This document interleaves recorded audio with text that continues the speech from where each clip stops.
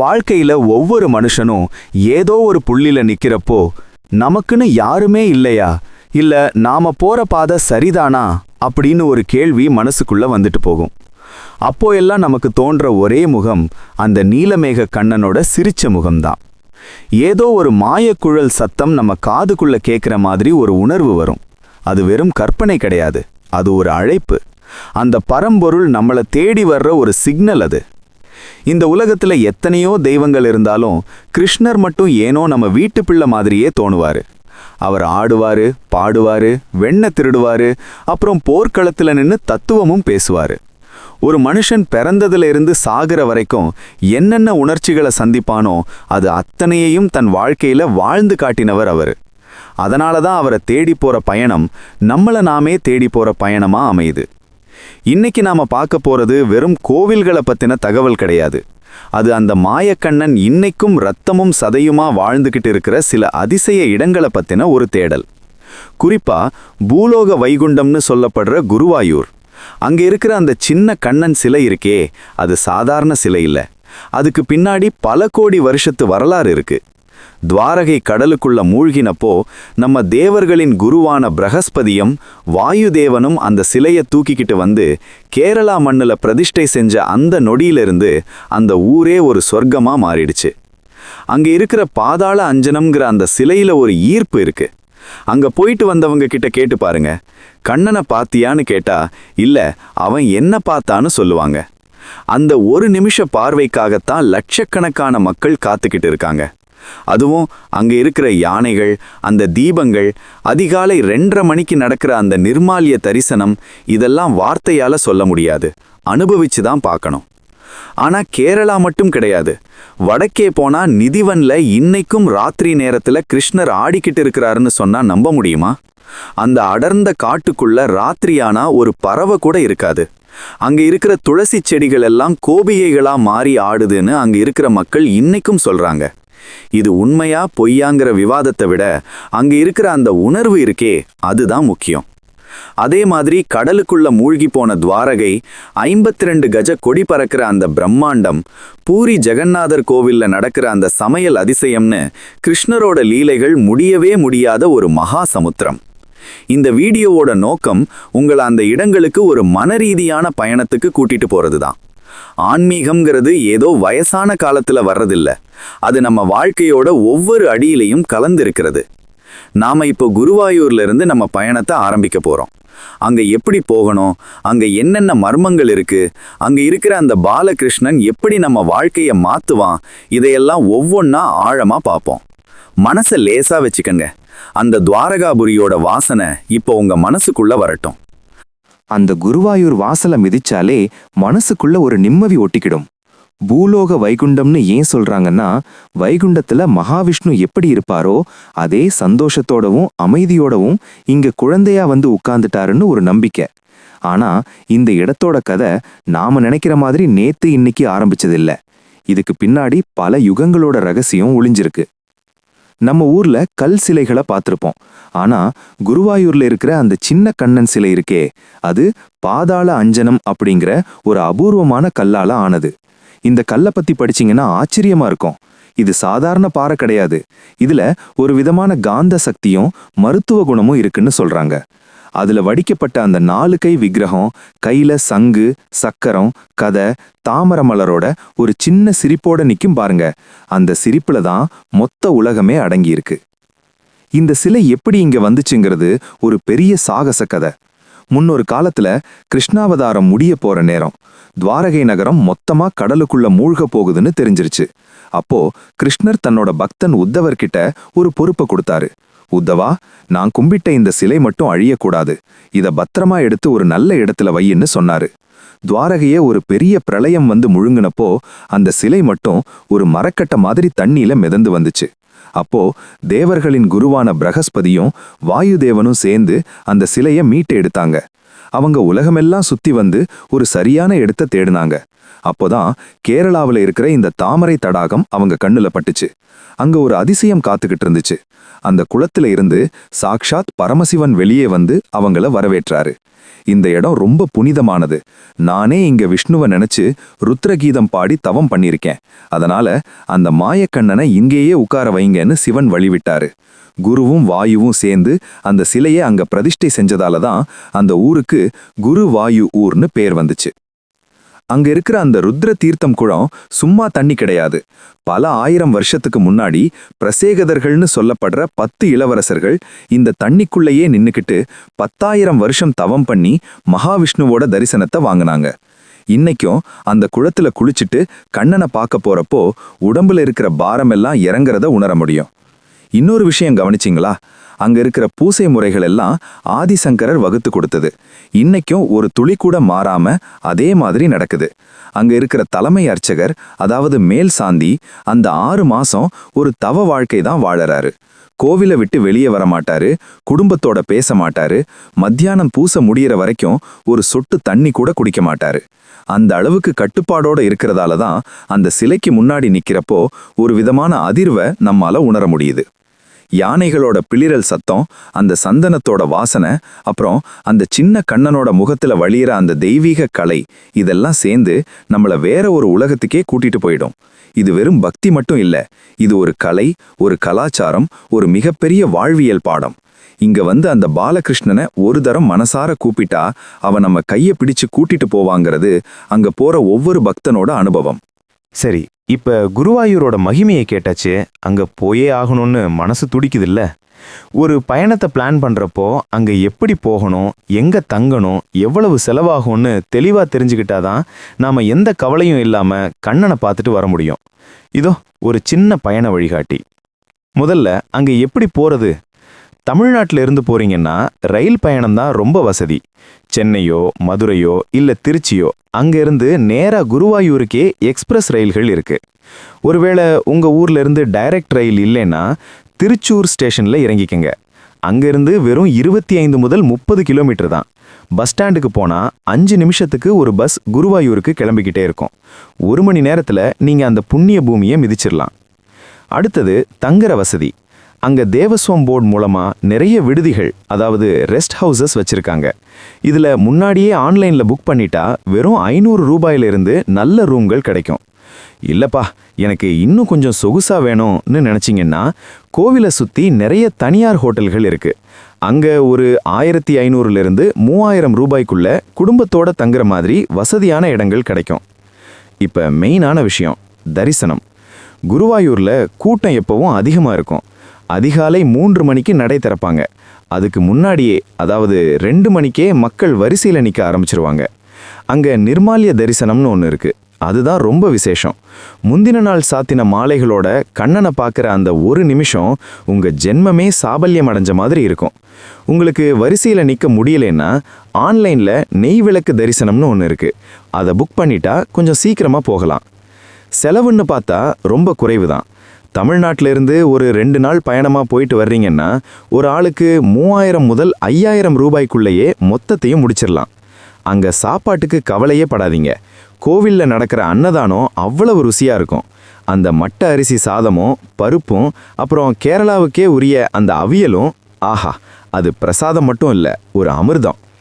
ஒரு சின்ன டிப்ஸ், குருவாயூர் போறப்போ அங்க இருக்கிற ஆனைக்கோட்டை, புன்னத்தூர் கோட்டா போக மறந்துடாதீங்க. ஒரு 60க்கும் மேற்பட்ட யானைகள் அங்கே இருக்கும்.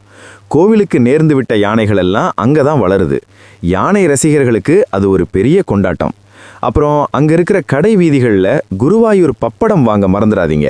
அதுக்குன்னு ஒரு தனி ருசி உண்டு. இங்கே ஒரு முக்கியமான கட்டுப்பாடு இருக்கு. ஆண்கள் உள்ள போகிறப்போ சட்டையை கழட்டிட்டு வேட்டி தான் கட்டணும். பெண்கள் புடவை இல்லைன்னா பாவாடை சட்டை போடணும். இப்போ சுடிதார் எல்லாம் அனுமதிக்கிறாங்க. ஆனாலும் அந்த பாரம்பரிய உடை தான் அங்கே ஒரு தனி அழகை தரும். செல்ஃபோன், கேமரா எதுவுமே உள்ள அனுமதிக்க மாட்டாங்க. அதையெல்லாம் வெளியவே லாக்கரில் வச்சிடணும். எதையுமே கையில் கொண்டு போகாமல் வெறும் பக்தியை மட்டும் சுமந்துட்டு உள்ளே போனீங்கன்னா அந்த சின்ன கண்ணன் உங்கள் மனசுக்குள்ளே வந்து உட்காந்துப்பான். குருவாயூர்ல அந்த பாலகிருஷ்ணனை பார்த்துட்டு அப்படியே நேரா வடக்கே பிருந்தாவனம் பக்கம் போனீங்கன்னா அங்க ஒரு இடம் இருக்கு. அதுக்கு பேரு நிதிவன். மற்ற கோவில்கள் மாதிரி இது வெறும் கற்களால் ஆன கட்டிடம் கிடையாது. இது ஒரு அடர்ந்த துளசி காடு. ஆனா இந்த காட்டுக்குள்ள நுழையிறப்பவே உங்களுக்கு ஒரு விதமான நடுக்கமும் அதே சமயம் ஒரு இனம் புரியாத அமைதியும் வரும். ஏன்னா உலகத்திலேயே வேற எங்கேயும் நடக்காத சில மர்மங்கள் இன்னைக்கும் இந்த நிதிவன்ல நடந்துகிட்டு இருக்கு. நிழல் கூட விழாத அளவுக்கு அங்க இருக்கிற துளசி மரங்கள் எல்லாம் ரொம்ப விசித்திரமானது. மற்ற இடங்கள்ல துளசி செடி நேரா வளரும், ஆனா இங்க இருக்கிற மரங்கள் எல்லாம் தரை நோக்கி வளைஞ்சு ஒன்னோட ஒன்று பின்னி பிணைஞ்சு இருக்கும். இதை பார்க்குறப்போ ஏதோ 2 பேர் கை கோர்த்துக்கிட்டு நிற்கிற மாதிரியே இருக்கும். அங்க இருக்கிற மக்கள் என்ன சொல்றாங்கன்னா, இந்த ஒவ்வொரு மரமும் ஒரு கோபிகை. ராத்திரி ஆனா இந்த மரங்களெல்லாம் உயிர் பெற்று கிருஷ்ணரோட சேர்ந்து ராசலீலை ஆடுதுன்னு ஒரு ஆழமான நம்பிக்கை இருக்கு. இங்க இருக்கிற ஒரு பெரிய மர்மம் என்னன்னா, சாயங்காலம் 7 மணிக்கு மேல இந்த காட்டுக்குள்ள ஒரு மனுஷன் கூட இருக்க முடியாது. ஏன், அங்க இருக்கிற குரங்குகளும் மயில்களும் கூட சூரியன் மறைஞ்ச உடனே அந்த இடத்த விட்டு வெளியே போயிடும். அங்க இருக்கிற ரங் மஹால் அப்படிங்கிற இடத்துல ராத்திரி கோவில் கதவை பூட்டுறதுக்கு முன்னாடி பூசாரிகள் சில விஷயங்களை செய்வாங்க. கிருஷ்ணருக்காக ஒரு சந்தன படுக்கை, ராதைக்காக வளையல்கள், பூக்கள், அப்புறம் இனிப்புகள், வெற்றிலை, பல் துலக்கிறதுக்காக வேப்பங்குச்சிகள், ஒரு சொம்பு தண்ணி, இதையெல்லாம் வச்சுட்டு வெளியே வந்து பூட்டிடுவாங்க. காலையில வந்து கதவை திறந்து பார்த்தா அங்க இருக்கிற எல்லாரும் அதிர்ந்து போயிடுவாங்க. ஏன்னா அந்த படுக்கையில யாரோ படுத்து எழுந்திருச்ச மாதிரி களைஞ்சி இருக்கும். வச்சிருந்த இனிப்புகளும் வெற்றிலையும் யாரோ பாதி சாப்பிட்ட மாதிரி மிச்சம் இருக்கும். வேப்பங்குச்சி கூட பயன்படுத்தப்பட்ட நிலையில இருக்கும். யாராவது உள்ள திருட்டுத்தனமா போயிருப்பாங்களோன்னு நீங்க நினைக்கலாம். ஆனா அந்த பகுதியை சுத்தி இருக்கிற வீடுகள்ல ஜன்னல்களை கூட மக்கள் செங்கல் வச்சு அடைச்சிட்டாங்க. ராத்திரி அந்த பக்கம் யாரும் பார்க்க துணிய மாட்டாங்க. மீறி யாராவது ஒரிஞ்சு நின்னு பார்த்தா அவங்க கண் பார்வை போயிருது, இல்லைன்னா மனநிலை பாதிக்கப்பட்டுடுதுன்னு அங்க இருக்கிறவங்க சத்தியம் பண்ணி சொல்றாங்க. இன்னொரு ஆச்சரியம் என்னன்னா, அந்த இடத்துல நிலம் எப்பவும் வறண்டு தான் இருக்கும், ஆனா அந்த மரங்கள் மட்டும் வருஷம் முழுக்க பச்சை பசேல்னு இருக்கும். அந்த பட்டைக்குள்ள உயிர் இருக்கிற மாதிரி ஒரு மென்மையான உணர்வு கிடைக்கும். இதெல்லாம் வெறும் கட்டுக்கதைன்னு நம்மால ஒதுக்கிட முடியல. ஏன்னா இன்னைக்கும் அங்க இருக்கிற பல பேரோட அனுபவங்கள் அப்படி இருக்கு. ராத்திரி நேரத்துல அந்த பக்கம் போனா கொலுசு சத்தம் கேக்குதுன்னும் புல்லாங்குழல் இசை காத்துல மிதந்து வருதுன்னு சொல்றாங்க. இது பக்தியா இல்ல அறிவியலுக்கு அப்பாற்பட்ட ஒரு சக்தியான்னு தெரியல. ஆனா ஒண்ணு மட்டும் நிச்சயம், அந்த இடத்துல ஏதோ ஒரு தெய்வீக சக்தி இன்னைக்கும் நடமாடிக்கிட்டு இருக்கு. அந்த சின்ன கண்ணன் தன் பக்தர்களுக்காக இன்னைக்கும் அங்க வந்து போறாருங்கிற அந்த நம்பிக்கை தான் பிருந்தாவனத்தை ஒரு புண்ணிய பூமியா மாத்தி வச்சிருக்கு. அறிவு தேடுறவங்களுக்கு அது ஒரு மர்மம், ஆனா அன்பு தேடுறவங்களுக்கு அது ஒரு அதிசயம். நிதிவனத்தோட மர்மங்கள் நம்ம மனசை உலுக்கிக்கிட்டு இருக்கும்போதே அப்படியே கொஞ்சம் தள்ளி வந்தா மதுராவும் பிருந்தாவனமும் நம்மளை வரவேற்கும். இது வெறும் ஊரு கிடையாதுங்க, இது கண்ணனோட இதயம். உலகத்துல இருக்கிற ஒவ்வொரு கிருஷ்ண பக்தனுக்கும் இந்த மண் மேல ஒரு துகள் கிடைச்சாலும் அது கோடி புண்ணியம்னு சொல்லுவாங்க. ஏன்னா இங்க தான் அந்த மாயக்கண்ணன் பிறந்து வளர்ந்து தன் லீலைகளை எல்லாம் செஞ்சு முடிச்சான். முதல்ல நாம பார்க்க வேண்டியது மதுரால இருக்கிற கிருஷ்ண ஜென்மபூமி. ஒரு இருட்டு சிறைச்சாலை. அங்கதான் கம்சனோட கொடுங்கோல் ஆட்சியில வாசுதேவருக்கும் தேவகிக்கும் 8வது மகனா கண்ணன் அவதரிச்சான். இன்னைக்கும் அந்த இடத்துக்கு போனா ஒரு விதமான பாரம் நம்ம மனசை அழுத்தும். அந்த சின்ன குழந்தைய ஒரு கூடையில வச்சுக்கிட்டு கொற்ற மழையில யமுனை நதியை கடந்து வாசுதேவர் போன அந்த பயணம் நம்ம கண்ணு முன்னாடி வந்து நிற்கும். அங்க இருக்கிற அந்த பழைய சுவர்களும் அந்த சூழலும் இங்க தான் கடவுள் மனுஷனா வந்தான்னு நம்ம கிட்ட ரகசியம் பேசுற மாதிரி இருக்கும். ஆனா மதுராவை காட்டிலும் பிருந்தாவனம் ஒரு தனி உலகம். அங்க இருக்கிற பாங்கே பிஹாரி கோவில் இருக்கே, அது ஒரு விசித்திரமான இடம். மற்ற கோவில்களில் சாமிக்கு தீபாராதனை காட்டி மணி அடிச்சு பெரிய சத்தம் இருக்கும். ஆனா இங்க அந்த சின்ன கண்ணன் ரொம்பவும் செல்லமா வளர்றான். இங்க ஒரு அதிசயம் கவனிச்சிருக்கீங்களா? சாமியை நீங்க தொடர்ந்து பார்க்க முடியாது. ஒரு 2 நிமிஷத்துக்கு ஒரு தரம் திரையை போட்டு போட்டு மூடுவாங்க. ஏன்னு கேட்டா அந்த கண்ணனோட கண்ணுல அவ்வளவு காந்த சக்தி இருக்கு. பக்தன் ஒருத்தன் அந்த பார்வையில லயிச்சு நின்னுட்டான்னா கண்ணன் அந்த பக்தனோடவே பின்னாடி கிளம்பி வந்துருவான். அவனை அங்கேயே நிறுத்தத்தான் இந்த திரைன்னு சொல்றாங்க. இன்னொரு சுவாரஸ்யமான விஷயம், பாங்கே பிஹாரிக்கு காலையில சுப்பிரபாதம் கிடையாது. ஏன்னா ராத்திரி முழுக்க நிதிவன்ல ராசலீலை ஆடிட்டு வந்து கண்ணன் இப்பதான் தூங்குறான், அவனை எழுப்பக்கூடாதுன்னு மெதுவா தான் நடை திறப்பாங்க. அங்க இருக்கிற மக்களுக்கு கண்ணன் வெறும் தெய்வம் இல்லை, அவங்க வீட்டு பையன். அதனால தான் அங்க இருக்கிற பஜனைகளும் அந்த ராதே ராதேங்கிற முழக்கமும் நம்மள ஒரு விதமான பரவச நிலைக்கு கூட்டிட்டு போயிடும். சரி, இங்க போறதுக்கு என்ன வழி? டெல்லியிலேருந்து ஒரு 3 முதல் 4 மணி நேர பயணம்தான். நீங்கள் டெல்லி போயிட்டு அங்கேருந்து கார்லையோ இல்லை ரயில்லையோ மதுராவுக்கு வரலாம். ஒரு நாள் பயணமாக கூட இதை முடிக்கலாம். ஒரு ஆளுக்கு டெல்லியிலேருந்து போயிட்டு வர ஒரு 2000 3000 ரூபாய் இருந்தால் போதும். ஆனால் அங்கே இருக்கிற அந்த பூரி கச்சோரி சாப்பாடும் அந்த இனிப்பான லஸ்ஸியும் குடிச்சு பாருங்க, அப்புறம் நீங்கள் அந்த ஊரை விட்டு வரவே மாட்டீங்க. மதுரா பிருந்தாவனம் போகிறப்போ ஒரு விஷயம் ஞாபகம் வச்சுக்கோங்க, அங்கே இருக்கிற குரங்குகள் ரொம்ப உஷார். உங்கள் கண்ணாடி, ஃபோன் எதுவாக இருந்தாலும் லபக்குன்னு தூக்கிட்டு போயிடும். ஆனால் அந்த சின்ன சின்ன சேட்டைகள் கூட கண்ணனோட லீலைகளோட ஒரு பகுதி தான் அப்படின்னு அங்கே இருக்கிறவங்க சிரிச்சுக்கிட்டே சொல்கிறாங்க. பிருந்தாவனத்து மண்ணை எடுத்து நெத்தியில் வச்சுக்கிட்டா நம்ம வாழ்க்கையில் இருக்கிற குழப்பங்கள் எல்லாம் தீர்ந்து ஒரு தெளிவு பிறக்கும்னு ஒரு நம்பிக்கை இருக்குது. மதுராவில் பிறந்த அந்த கண்ணன் வளர்ந்தது என்னவோ பிருந்தாவனத்துல தான். ஆனா அவன் ஒரு அரசனாவோ ஒரு பேரரசராவோ கோலோச்சினது குஜராத்தில் இருக்கிற துவாரகை அப்படிங்கிற அந்த மகா நகரத்துல தான். துவாரகைன்னு சொன்னாலே நம்ம கண்ணு முன்னாடி வந்து நிற்கிறது அந்த நீலக்கடல். அந்த பெரிய கடலுக்கு நடுவுல விஸ்வகர்மாவை கூப்பிட்டு எனக்கு ஒரு சொர்க்கத்தையே பூமியில உருவாக்கி கொடுன்னு சொல்லி கிருஷ்ணர் செதுக்குனது தான் இந்த தங்க நகரம். இன்னைக்கு நாம பார்க்குற துவாரகாதீஷ் கோவில் இருக்கே, அது சாதாரண கட்டிடம் கிடையாது. இது கிருஷ்ணரோட பேரன் வஜ்ரநாபன் கட்டினதுன்னு ஒரு நம்பிக்கை இருக்கு. ஆனா உண்மையான துவாரகை 5-6 முறை கடலுக்குள்ள மூழ்கி மறுபடியும் எழுந்து வந்திருக்குன்னு நம்ம புராணங்கள் சொல்லுது. இது வெறும் கதைன்னு நினைச்சவங்களுக்கெல்லாம் கடலுக்குள்ள ஆராய்ச்சி பண்ணப்போ கிடைச்ச அந்த பழைய கட்டிடச் சுவர்களும் கலைப்பொருட்களும் பெரிய பதில கொடுத்துருக்கு. அங்க இன்னைக்கும் அந்த மாயக்கண்ணன் ஆளுமை செஞ்சுக்கிட்டு இருக்கான்.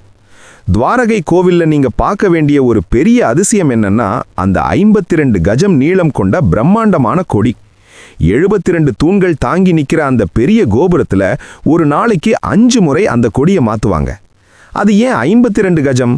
நம்ம உடம்புல இருக்கிற 52 விதமான உணர்ச்சிகளையும் தத்துவங்களையும் அது குறிக்குதுன்னு ஒரு விளக்கம் இருக்கு. அந்த கொடியை மாத்துறப்போ அந்த உயரம், அந்த வேகம், அதை ஒரு பக்தன் ஏறி மாத்துறத பார்க்கறப்போ நமக்கே ஒரு சிலிர்ப்பு வரும். அதுவும் அந்த பெரிய கொடி காத்துல படபடக்கும் போது நான் இருக்கேன் பயப்படாதேன்னு அந்த துவாரகாநாதன் நமக்கு சொல்ற மாதிரியே இருக்கும். இன்னொரு சுவாரஸ்யமான கதை என்னன்னா, ருக்மணி தேவிக்கு ஏன் தனியா கோவில் இருக்கு? ஒரு முறை துர்வாச முனிவர் கோபப்பட்டு நீ உன் கணவரை பிரிஞ்சு இங்கேயே இருன்னு சாபம் கொடுத்தாராம். அதனால தான் மெயின் கோவிலுக்கு வெளியே ஒரு 2 கிலோமீட்டர் தள்ளி ருக்மணி தேவிக்கு தனி கோவில் இருக்கு. அங்க போயிட்டு வந்தாதான் துவாரகை யாத்திரை முழுமையடையும்னு சொல்லுவாங்க. சரி, இங்க போறதுக்கு என்ன வழி? குஜராத்தில் இருக்கிற துவாரகை ரயில் நிலையம் ரொம்ப பக்கத்துல தான் இருக்கு. தமிழ்நாட்டில் இருந்து போறீங்கன்னா ஒரு 4-5 நாள் பயணமா பிளான் பண்ணுங்க. ரயில் கட்டணம், தங்குற இடம், சாப்பாடு எல்லாம் சேர்த்து ஒரு 8000 இருந்து 12000 ரூபாய்க்குள்ள ஒரு அருமையான ஆன்மீக பயணத்தை முடிச்சிடலாம். அங்க இருக்கிற கோமதி நதியில ஒரு குளியல் போட்டுட்டு 56 படிகள் ஏறி அந்த துவாரகாநாதனை பார்க்க போறப்போ நீங்க ஒரு கால இயந்திரத்துல ஏறி பின்னாடி போன மாதிரியே உணர்வீங்க. கண்ணன் தன் வாழ்நாளை ஒரு ராஜாவா கழிச்ச அந்த மண்டுல இப்ப ஒரு விதமான அமைதி இருக்கு. அந்த தங்க நகரத்தோட துகள்கள் இன்னைக்கும் கடலுக்கடியில ரகசியம் பேசிட்டு இருக்கு. ஆனா குஜராத் மட்டும் இல்ல, அப்படியே கிழக்கு பக்கம் ஒடிசாவுக்கு போனா அங்க ஒரு மரம் பேசுது, ஒரு சமையல் மர்மம் நடக்குது, ஒரு தேரோட்டம் உலகையே மிரள வைக்குது. அதுதான் புரி ஜெகநாதர். அங்க என்ன நடக்குதுன்னு அடுத்த பகுதியில ஆழமா பார்ப்போம். துவாரகையில ராஜாவா இருந்த கண்ணன் அப்படியே கிழக்கு கடற்கரை ஓரமா ஒடிசா மாநிலத்தில் இருக்கிற புரி அப்படிங்கிற இடத்துல ஜெகநாதரா வந்து உட்கார்ந்துட்டாரு. இந்த ஊர்ல இருக்கிற கோவில் உலகத்துக்கே ஒரு பெரிய அதிசயம். ஏன்னா இங்க நடக்கிற ஒவ்வொரு விஷயமும் அறிவியலுக்கு அப்பாற்பட்டது. ஆனா இந்த கோவில் உருவான கதை இருக்கே, அது ரொம்பவும் உருக்கமானது. கிருஷ்ணாவதாரம் முடிய போற நேரம் ஜரா அப்படிங்கிற ஒரு வேடன் தெரியாம எய்த அம்பு பட்டு கிருஷ்ணர் தன் உடலை விடுறாரு. அப்போ அவரோட உடல் ஒரு பெரிய மரக்கட்டை மாதிரி மாறிடுது. அந்த நேரத்துல புரியை ஆட்சி செஞ்ச இந்திரதுய்மன் அப்படிங்கிற அரசரோட கனவுல கிருஷ்ணர் வர்றாரு. மன்னா, நான் ஒரு மரக்கட்டையா கடல்ல மிதந்து வருவேன், அதை எடுத்து எனக்கு ஒரு சிலை வடின்னு சொல்றாரு. அதே மாதிரி கடல்ல ஒரு பெரிய அபூர்வமான மரக்கட்டை மிதந்து வருது. அதை எடுத்துட்டு வந்து பெரிய பூஜைகள் பண்ணி ஊர்ல இருக்கிற தச்சர்களை கூப்பிட்டு சிலை செய்ய சொல்றாரு அரசர். ஆனா அங்கதான் ஒரு ட்விஸ்ட். எந்த தச்சர் அந்த மரத்துல உளிய வச்சாலும் அந்த உளி உடைஞ்சு போயிருது. அப்போதான் தெய்வ தச்சனான விஸ்வகர்மா ஒரு வயசான தச்சர் வேஷத்துல வர்றாரு. அவர் ஒரு நிபந்தனை போடுறாரு. நான் ஒரு அறைக்குள்ள போய் 21 நாள் சிலை செய்வேன். அந்த 21 நாளும் கதவை திறக்கவே கூடாது. அப்படி திறந்தா நான் வேலையை நிப்பாட்டிருவேன்னு சொல்றாரு. அரசரும் சரின்னு ஒத்துக்கிட்டாரு. முதல் 15 நாள் உள்ள இருந்து உளிச்சத்தம் கேட்டுக்கிட்டே இருந்துச்சு. ஆனா ஒரு 18வது நாள் வாக்குல சத்தமே வரல. ஒரு 3 நாளா எந்த சத்தமும் வராததால அந்த பெரியவருக்கு ஏதும் ஆயிருச்சோ இல்ல தூங்கிட்டாரோன்னு பயந்த அரசன் பொறுமை இல்லாம அவசரப்பட்டு கதவை திறந்துட்டாரு. உள்ள பார்த்தா அந்த தச்சர் மறைஞ்சு போயிட்டாரு. சிலைகள் எல்லாம் அரைகுறையா கை கால் முகம் மட்டும் இருக்கிற மாதிரி அரைகுறை வடிவத்துல நின்னுச்சு. அப்போ ஒரு அசரீரி கேக்குது, மன்னா, நீ பொறுமை இழந்துட்ட, அதனால இந்த சிலைகள் இப்படியே அரைகுறையா தான் இருக்கும். ஆனா கவலைப்படாத, இதே வடிவத்துல என்னை பிரதிஷ்டை பண்ணு. இங்க வர்ற பக்தர்கள் என் அரைகுறை உருவத்தை பார்த்துட்டு வாழ்க்கையில பொறுமை எவ்வளவு முக்கியம்னு தெரிஞ்சுக்கிட்டு போகட்டும்னு கண்ணன் சொன்னதா ஒரு ஐதீகம். அதனால தான் இங்க ஜெகநாதர், அவர் அண்ணன் பலராமன், தங்கை சுபத்திரை 3 பேரும் அந்த விசித்திரமான வடிவத்துல காட்சி தராங்க. மற்ற கோவில்கள்ல கல்லுல சிலை இருக்கும், ஆனா இங்க மட்டும் 12 வருஷத்துக்கு ஒரு முறை மரம் மாத்தப்படுது. இந்திரத்துய்மன் கட்டின அந்த பழைய கோவில் கடல்ல மூழ்கி போக இப்போ நாம பார்க்குற இந்த பிரம்மாண்டமான கோவிலை கிபி 1135 அனந்தவர்மன் ஆரம்பிச்சு அவரோட பேரன் அனங்காபிமாதேவ் காலத்துல முடிச்சிருக்காங்க. இந்த கோவில் மேல ஒரு நீல சக்கரம் இருக்கு. அது 8 உலோக கலவையால ஆனது. நீங்க புரியோட எந்த தெருவுல நின்னு பார்த்தாலும் அந்த சக்கரம் உங்களை நோக்கியே இருக்கிற மாதிரி இருக்கும். அதே மாதிரி அங்க இருக்கிற கொடிமரம் பதீதபவன் பாவனான்னு அழைக்கப்படுது. ஏழைகளுக்கும் எளியவர்களுக்கும் அருள்பவன்னு இதுக்கு அர்த்தம். ராமாயணத்துல ராமரும் மகாபாரதத்துல பாண்டவர்களும் இங்க வந்து தரிசனம் பண்ணியிருக்காங்கன்னா பாருங்களேன் இதோட பழமை எவ்வளவுன்னு. அது மட்டும் இல்ல, இங்க நடக்கிற சமையல் அதிசயம் இருக்கே, 7 பானைகளை ஒன்னா அடுக்கி வச்சு சமைப்பாங்க. ஆனா நெருப்புக்கு தள்ளி இருக்கிற மேல இருக்கிற பானை தான் முதல்ல வேகும். அப்புறம் அங்க கொடி காத்து வீசுற திசைக்கு எதிரா பறக்கும். கோவில் கோபுரத்து மேல ஒரு பறவை கூட உட்காராது. இதெல்லாம் ஏன் நடக்குதுன்னு இன்னைக்கும் யாருக்கும் தெரியாது. இதுதான் புரியாத புரி ஜெகநாதரோட மகிமை. பூரி ஜெகநாதர் கோவில்ல அந்த பிரம்மாண்டமான சிலைகளை பார்த்திருப்பீங்க. ஆனா அந்த பெரிய தெய்வத்தை ஒரு சின்ன குழந்தையா மாத்தி தன் மடியில உட்கார வச்சு அழகு பார்த்த ஒரு தாயோட கதை இருக்கே, அதுதான் பக்திக்கு சரியான இலக்கணம். அவங்க பேரு கருமாபாய். பூரியிலேயே ஒரு சின்ன குடில்ல வாழ்ந்து வந்த ஒரு ஏழை பெண்மணி. வாழ்க்கை அவங்களுக்கு நிறைய சோதனைகளை கொடுத்துச்சு. கணவர் போயிட்டாரு, பெத்த மகன் விபத்துல இறந்துட்டான், கடைசியா இருந்த பேரனும் நோயால போயிட்டான். இனி யாருக்காக நான் வாழணும்னு அவங்க நடப்பினமா அலைஞ்சப்போதான் ஒரு பாண்டுரங்க பக்தர் அவங்க வீட்டுக்கு வர்றாரு. அவர் ஒரு சின்ன கிருஷ்ணர் சிலையை அவங்க கிட்ட கொடுத்து, அம்மா, இந்த உலகத்துல நாம சேர்த்து வைக்கிற உறவு எல்லாம் வாடகை வீடு மாதிரி. ஆனா இந்த நீலமேக கண்ணன் இருக்கானே, இவன்தான் நம்ம நிரந்தர உறவு. இவனை உன் மகனா நினைச்சு வளருன்னு சொல்லிட்டு போறாரு. அன்னையிலிருந்து கருமாபாய்க்கு அந்த கண்ணன் தான் உலகம். நிஜமான குழந்தையை எப்படி குளிப்பாட்டி பொட்டு வச்சு ட்ரெஸ் பண்ணி விடுவாங்களோ அதே மாதிரி அந்த சிலைக்கு பண்ண ஆரம்பிச்சாங்க. பசிச்சா அழுவான்னு நினைச்சு அவசர அவசரமா சமைச்சு ஊட்டி விடுவாங்க. ஒரு நாள் என்னாச்சுன்னா, பொழுது விடிஞ்சதே தெரியாம கருமாபாய் தூங்கிட்டாங்க. திடுக்கிட்டு எழுந்து பார்த்தா மணி ஆயிருச்சு. ஐயோ, என் செல்ல கண்ணன் பசியில இருப்பானேன்னு பதறி போய் குளிக்க கூட இல்லை, அப்படியே அடுப்படிக்கு ஓடி போய் பால் காய்ச்ச ஆரம்பிச்சிட்டாங்க. அப்போ அந்த பக்கமா வந்த ஒரு பெரியவர், என்னம்மா இது, குளிக்காம அடுப்படிக்கு வந்துட்டியே, பக்திக்கு ஆச்சாரம் அதாவது சுத்தம் முக்கியம்னு தெரியாதா, நீ செஞ்சது பாவம்னு திட்டிட்டு போயிட்டாரு. கருமாபாய் பயந்து போய் அழுதாங்க. ஆனா அன்னைக்கு ராத்திரி அந்த ஊர் கோவில் அர்ச்சகர் கனவுல சாக்ஷாத் ஜெகநாதரே வர்றாரு. அர்ச்சகரே, அங்க கருமாபாய்னு ஒருத்தி இருக்கா, அவகிட்ட போய் சொல்லு, அவ குளிக்காம சமைச்சாலும் சரி, எச்சில் பண்ணி பார்த்தாலும் சரி, அவ அன்போட கொடுக்கற அந்த பால் தான் எனக்கு ரொம்ப பிடிச்சிருக்கு.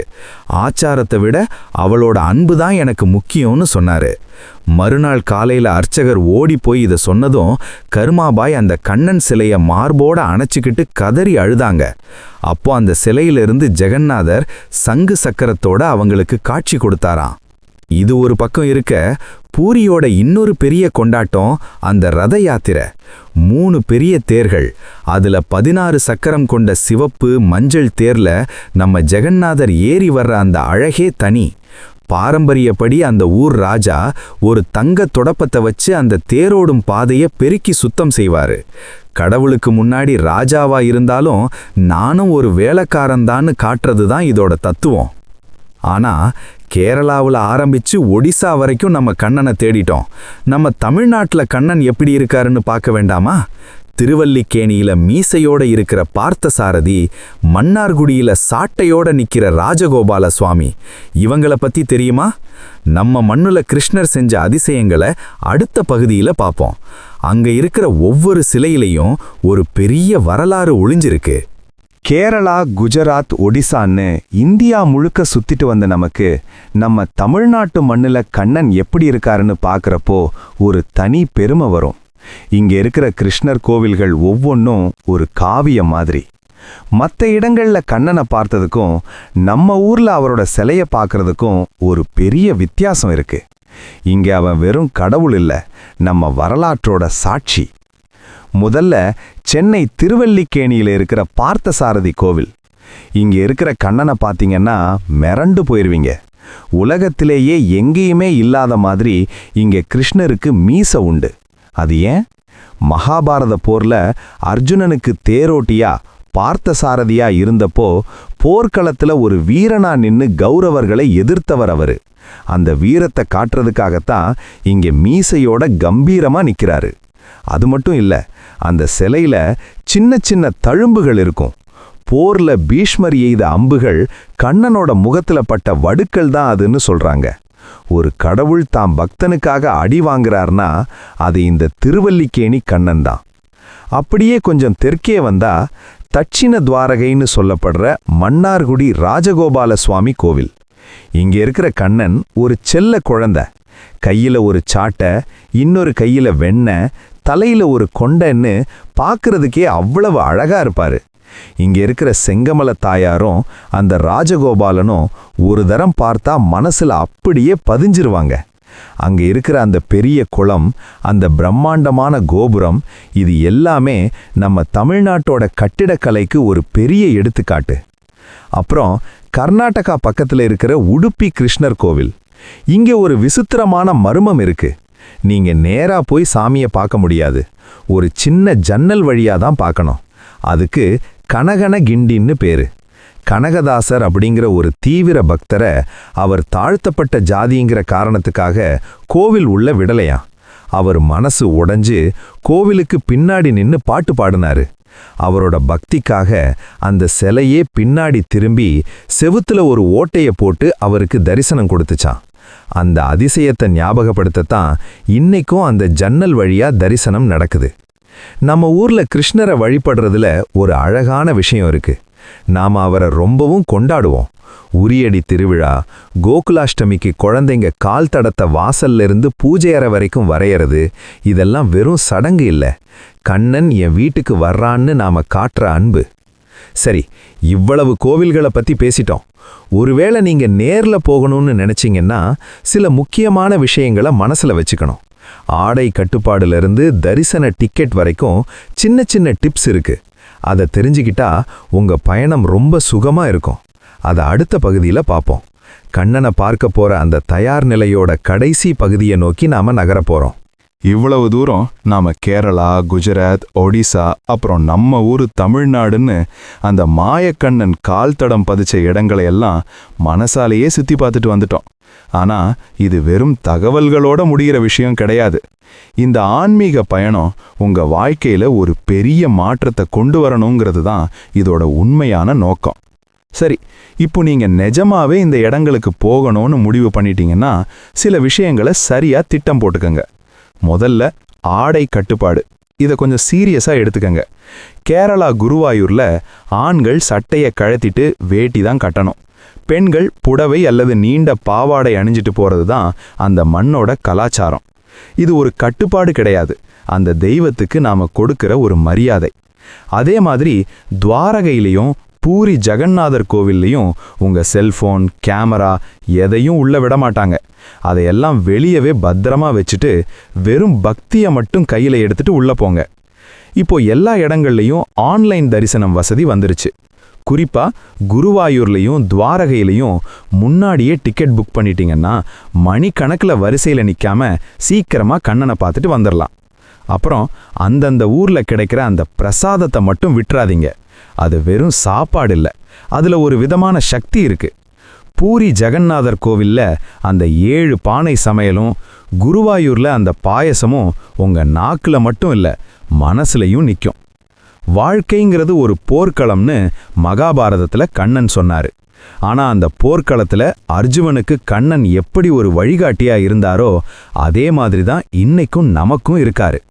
நாம பார்த்த அந்த பாதாள அஞ்சன சிலையோ, நிதிவனத்து மர்மமோ, இல்ல பூரியோட மரச்சிலையோ, இது எல்லாமே நமக்கு சொல்ற ஒரே விஷயம் இதுதான். நீ எதுக்காகவும் கலங்காதே, உனக்குள்ள நான் இருக்கேன். நம்ம ஊர்ல கோகுலாஷ்டமி அன்னைக்கு குழந்தைங்க கால் பாதத்தை நம்ம வீட்டு வாசல்ல இருந்து பூசை அறை வரைக்கும் வரைவோம். அது ஏன்னு யோசிச்சிருக்கீங்களா? கண்ணன் என் வீட்டுக்கு வர்றான்னு ஒரு நம்பிக்கை. ஆனா நிதியம் என்னன்னா, நாம கண்ணனை தேடி எங்கேயும் போக வேண்டியதில்லை. நம்ம மனசு சுத்தமா இருந்தா, நம்ம செய்யற வேலை நேர்மையா இருந்தா, நம்ம பேசுற வார்த்தை அன்பா இருந்தா, அந்த மாயக்கண்ணன் நம்ம கூடவே இருப்பான். இந்த 10 பகுதிகள் வழியா நாம செஞ்ச இந்த பயணம் உங்க மனசுல ஒரு சின்ன தூண்டுகோலா இருந்திருக்கும்னு நம்புறேன்.